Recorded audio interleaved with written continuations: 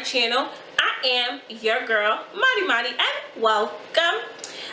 So if you're here, it's because you saw the title, you knew what we're about to do. It's another episode of the Black Girl Cheat Code, and today we are talking about why it is important to vote. Yes, your civic duty, my dear. Why is this important? I know you're probably like, how is that the hell a cheat code? Let me tell you, white people got that shit on lock, and we need to catch up. Like, we need to catch up. I know they suppressed our voices, and they're still trying to suppress our voices, but we need to make sure that we are using it full force, okay? For those of you who don't know, I probably won't get this post tonight, but whatever. It's Juneteenth, so happy Juneteenth. If you don't know what Juneteenth is, it's okay. A lot of people knew what Juneteenth is. I learned about it maybe 5 years ago, but Juneteenth is, so June 19th, 1865 is when the people of Texas learned, is when the black people of Texas learned that they were freed. Mind you, the Emancipation Proclamation was signed January 1st, 1863 by Abraham Lincoln, which declared all enslaved people free. They didn't know they were free until 2.5 years later, when they found out, when Union soldiers marched through Texas and let everybody know that the enslaved black people were free. That is Juneteenth. So when the enslaved black people found out, they celebrated, they partied. It was a good day, like, to know that you were not bound in shackles anymore, and that your children are free and their children would be free. Like, this generational it's a curse that was tied to us, you know, was finally over. It was a day for celebration for them, right? To find out 2.5 years later that they were free was a moment for celebration for them, right? That they had been feared for two and a half years, and they just didn't know it. So that is why Juneteenth is a very important moment in the black community. That's why you should know it. It's an important part of American history, and it just details what America is at its roots, okay? At its very core, it details what America is, and it shows you with that story. But that's not what we're here for. We're not here about Juneteenth, although we probably should. That maybe be another Black Girl Cheat Code. No, we're here about voting and why voting is important, right? I'm gonna get to this later in the video, but today is also early voting in New York for primary elections, and because it was Juneteenth, I took it as a fitting moment to go out and actually vote early, to pay homage to my skin folk from all them years back. So after black people were freed, and we wanted to be considered just human beings in this country, one of the things that we wanted to be able to do was vote, right? Like any citizen of a country that you live in, you want to be able to vote. You want to be able to have a say in the way in which your country is governed, and the laws and the rules that are impacted, that will impact you, right? At a bare basic level, you want to do your civic duty. You want to be part of the system, because you can't live in a democracy. You can't tell me my voice is important and that's how change is made, and then silence my voice. But in true American fashion, that's what they did. And that's what they did to all the black people who attempted to go out and vote. There was various forms of voter suppression. If you don't know what voter suppression is, voter suppression. So voter suppression is a strategy used to influence the outcome of an election by discouraging or preventing specific groups of people from voting.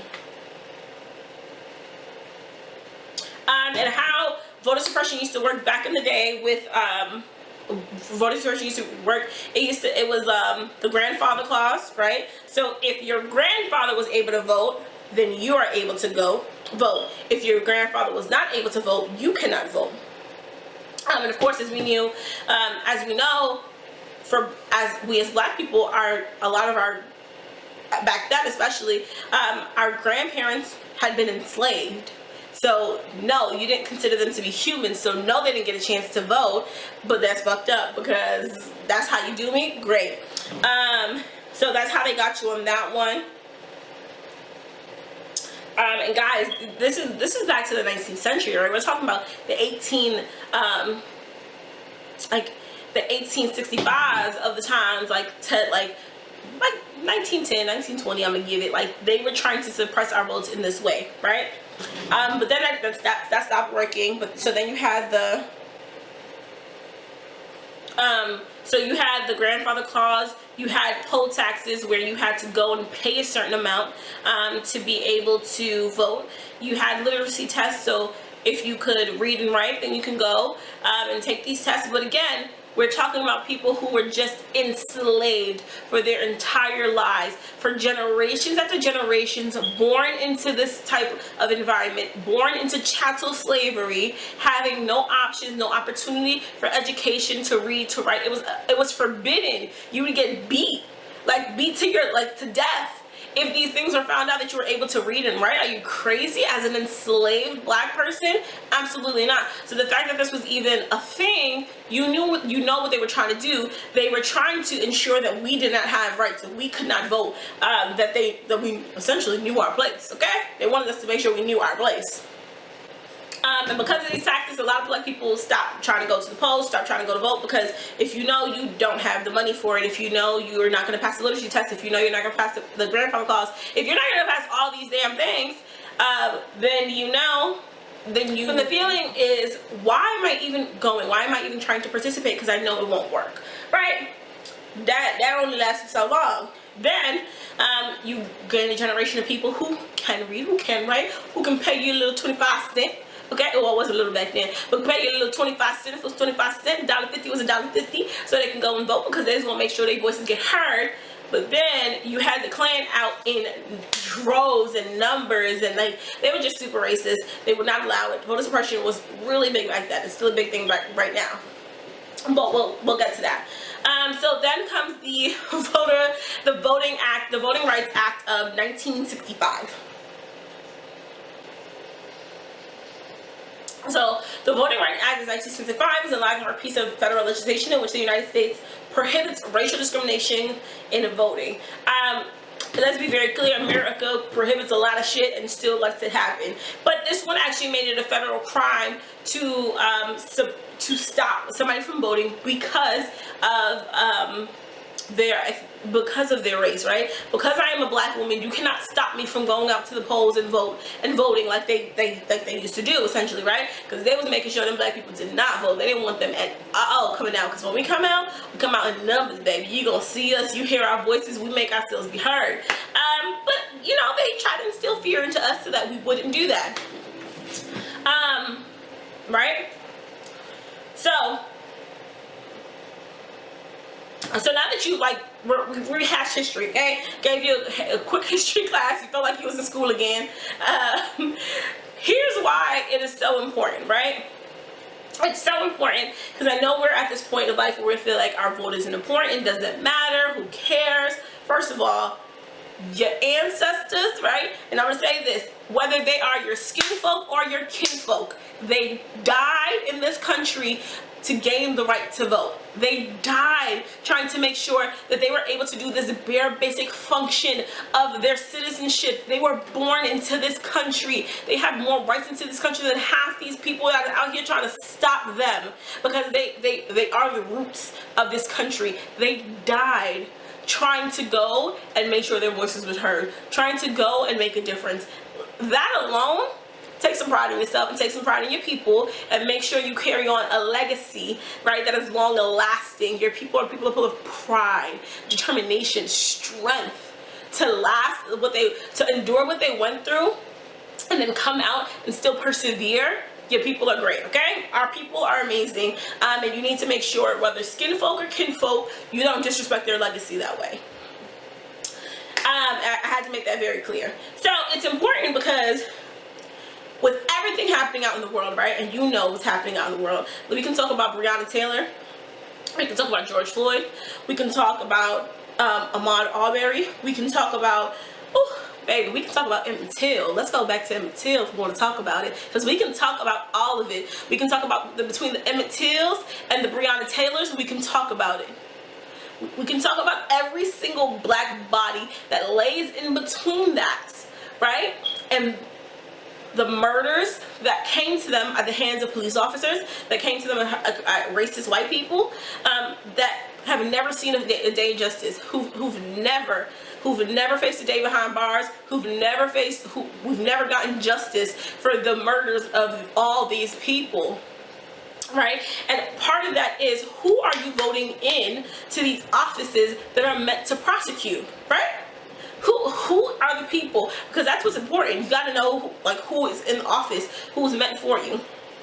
So let's talk about the case of Brianna Taylor. Miss Brianna Taylor, if you did not know, so Brianna Taylor was an EMT who was asleep in her bed in Louisville, Kentucky, when on March 13th, 2020, 3 officers served a no-knock warrant, busted down her door, and shot her 8 times in her bed as she slept.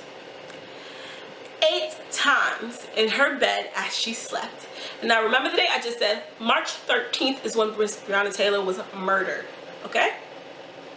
From March 13th to now, June 19th, okay, Juneteenth, her murderers have still not been arrested. Her murderers are still being paid as Louisville police officers. Her murderers, okay? No justice has been served for Brianna Taylor. So much so, let me tell y'all about the lies, because now Brianna's mom is coming out and she's speaking up and she's telling the lies told, that after her daughter was murdered, right, and the boyfriend shot back because, again, they're so they're no-knock warrant, just came to the house guns blazing.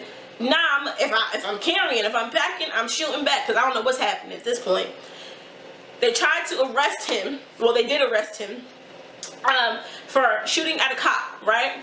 Because as we know, that's against the law. You're not supposed to do that, X, Y, Z. Except you're serving a no-knock warrant, so I don't even know who you are. You have to identify yourself. If you do not identify yourself, how do I know you're a police officer? Magician? Telekinesis? I'm just supposed to read your mind and know. Okay. So they arrested the boyfriend. And, you know, Brianna's body lays in her home for the next, I believe, 8 hours? They asked the mom, do you know who'd want to do this? You want who would want to hurt her? And the mom was like, no, nobody. Where's her boyfriend? Where is he? And essentially they're trying to insinuate that it potentially could be the boyfriend who harmed her. So they said there was an issue that happened when they served a warrant. So she said, where's the warrant? They can't find it, it's lost. Okay, where's my daughter's body? They don't know.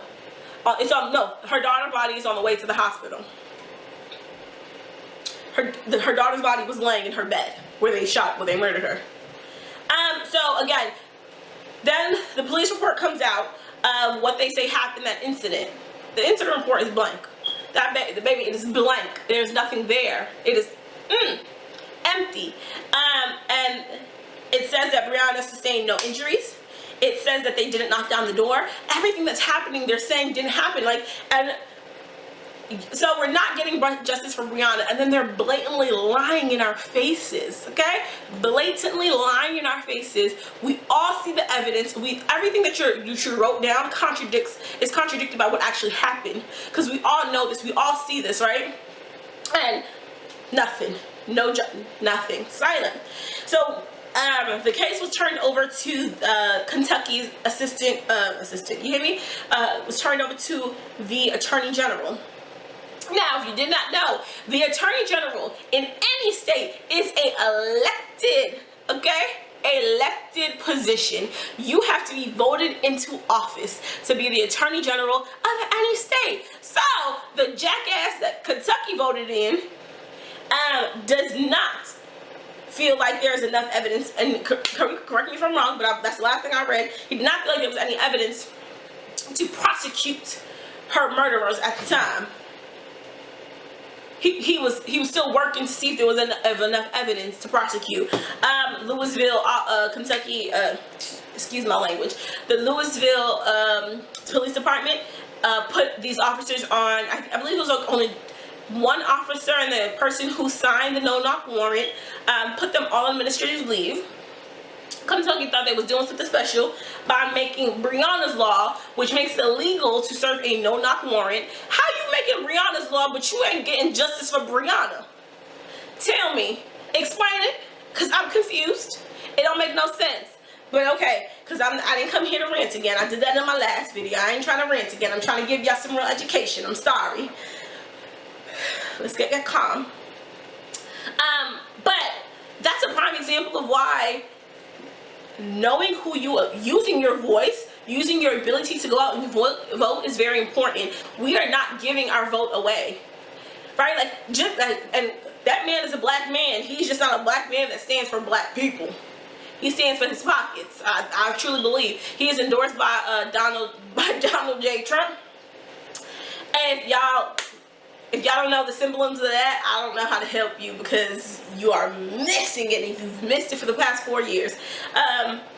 So that's a prime example of why you need to know who you vote for and who you're voting into office, right? Because Kentucky had the opportunity, because he was voted in last year, I believe.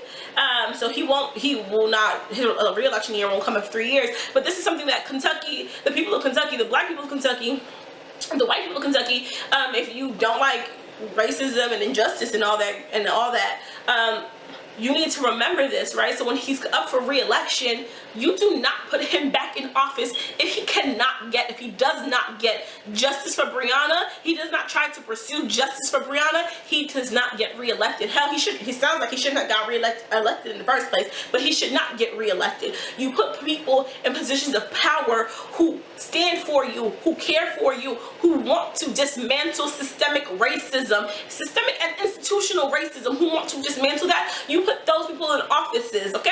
You don't put them racist people in office. You don't put the people who don't care about their pockets in office. That's not how we do. So I'm gonna bring myself back down to a lighter topic. So a couple months ago, the stats came out about arrest in New York during COVID-19. And of course, as we all know, the majority of people who were arrested were black and brown people. The district attorney, again, another elected official in Brooklyn, said that they would not prosecute any of the COVID-related offenses in Brooklyn because of the I just threw that word out there, but in the way in which they predominantly arrested more black and brown people than white people, as we do with almost everything in this country, right? But the district attorney recognized that and understood that and said they would not be prosecuting any of those cases because it was not fair, it was not just, right? Bam! Boom! That's what we're talking about. Putting people in offices who understand the systemic injustices, the systemic racism, the institutional racism, and having the power to help us dismantle it. Because let's be very clear, the only way these things are getting dismantled, the only way we're changing these systems is if we put people in positions of power to help us win. Diddy said, Diddy said not too long ago, right? Diddy had a call to action that said black people need to stop giving up their vote for free. We're not giving up our vote for free this year. He said we're not giving up our vote for free. They gotta show us what they can do for us. And while I wholeheartedly agree with that sentiment, I do not agree with that shit in an election. I do not agree with it so tight in an election year. Because he said like maybe before the pandemic, so probably like February, beginning of March, maybe he said it. You have to correct me if I'm wrong. But my man, it's an election year with a bigot, a racist as president who half of America loves. We're not doing this right now, because when we should have been, oh, this is a long piece of hair. Because what we should have been doing, when we should have been educating our people on why our votes are so important and how we have it, should have been the 3 years right before this in which we had this racist bigot in office, and we were teaching our people why our voices are so important and teaching them how to use it in between. That's why it's so important, because every year we have an election. Every year there's an election. Every 4 years there's a major election, in the presidential election. There's that, but every year you get to vote. Every year, every 2 years. You go out and you vote, but you vote for the local levels. You vote for your senators, you vote for your representatives, you vote for your district attorneys, you vote for your attorney generals, you vote for your mayor. You go out there and you vote for these people, and it's very important at a local level that you're going out and voting for these people who influence your state. influence how things are impacted and changed in your state. Like, it's important to know, as boring as it may seem, it's important to know who the candidates are. Oh, excuse me. It's important to know who the candidates are and what they stand for. Do they have the same morals and the same morals and the same vision for your state as you do, as your city as you do? When you're putting these people into positions of power, do they support you? Do they have a history of supporting people who look like you? Do they care about you?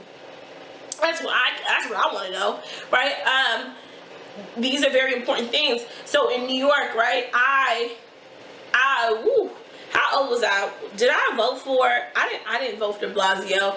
I was still too young. I believe when Blasio took office to have actually voted. No, damn, that makes me young. Well, I am young, but yeah, I'm old enough to vote. I know I didn't vote. So I didn't vote for Bill de Blasio because in 2014 I was in college. I was in college. I think I was in I wasn't really like that deep into politics, right? Should have been using my voice. Even if I was out of state, I should have cast my ballot. But nonetheless, a girl knows now, she knows better now, right? So I didn't vote in de Blasio, so I didn't know his politics. I didn't know what de Blasio stood for. What I did see when de Blasio was first elected is his very obvious black wife, his very obvious mixed children, and his very obvious white man. I do remember thinking, maybe de Blasio will do something for the city. Maybe de Blasio will do something for New York. I ain't got the same faith now, but neither here nor there. But, you know, it's very important to say, when we are talking about putting people in power, a big issue in New York City is the police force in New York City, right? The biggest gang in New York is NYPD. You can't debate me on that one, baby. They are the biggest gang, and they let you know they show up and they show out.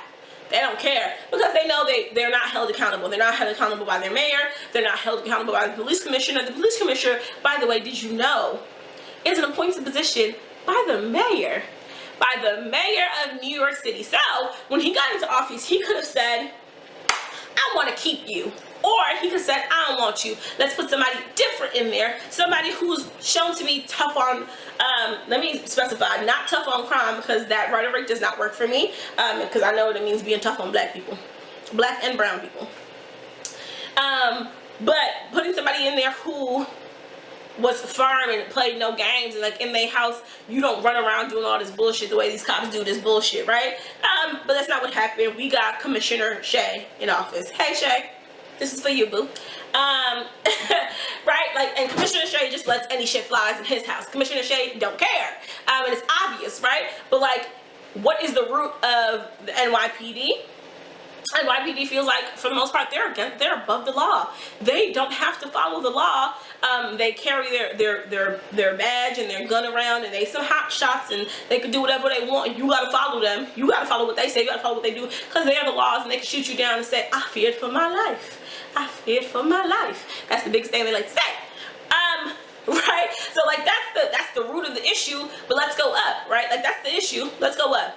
Why? Because you're not held accountable by anybody in your chain of command. You're not held accountable by the police commissioner. They're not held accountable by the mayor of New York City, right? None of these people are held accountable. So you need to make sure you're putting people in position of power that can hold you, that are able to, who show a history of being firm on the issues that you care about. Like, and it's that simple. I care about social justice. I care about police reform. I care about the inequality in my city. I care about the massive gentrification that is happening, and how low-income housing is non-existent in the city. How people, black and brown, are being driven out of their homes. Those are things that I care about their homes, their neighborhoods, so you can build up these apartment complexes, these condos that nobody can afford to live in. That is what I care about. So when I look for an elected official, I look, do they stand for the same things that I stand for? Do you support the same things that I support? Do you have a history of those things? Because if you don't, then I can't fuck with you, boo. If you don't, I'm not rocking with you. And I know it's not the best thing to do. I know it's not interesting all the time, but it's important to your life, to your children's life, to the future generations. It is very important. Let's talk about the President of the United States and why that is important to vote for.